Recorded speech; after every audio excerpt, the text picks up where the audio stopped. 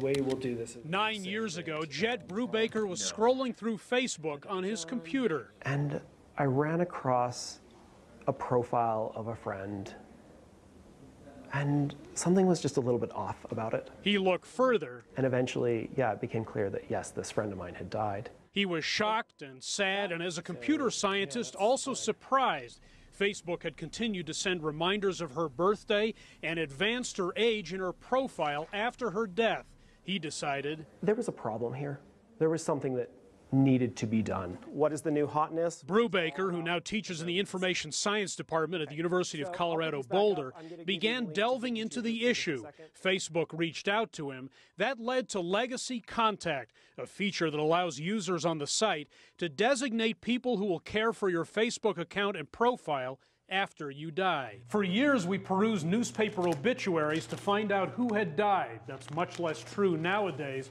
Brubaker points out that as our lives have moved online, our deaths have as well. There is little thought put into how we should even engage that. We routinely post messages on the profiles of the dead, something Brubaker is studying. We're analyzing the things that people post to these dead accounts. We're analyzing the things that people are saying to the dead. There's that saying that, funerals are for the living. It's true with profiles after you die as well. He's found that the deaths of celebrities can lead to emotionally intense content.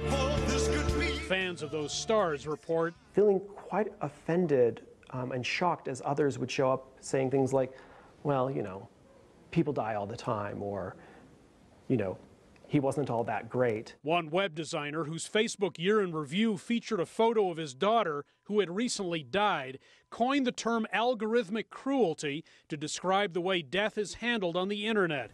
Brubaker says it could use some improving. And how do we design particularly algorithms and these large computational systems to be sensitive to content that deserves sensitivity? Perhaps, he suggests, toxic comments could be featured less prominently. There's a blind spot, he says, in social media. Well, we just haven't quite figured out how to deal with that end-of-life portion yet. This death guy, as he's been called, wants to make sure that inevitable part of life is handled with care in an area where we spend a lot of time interacting. Hendrik, Sybrandy, CGTN, Denver.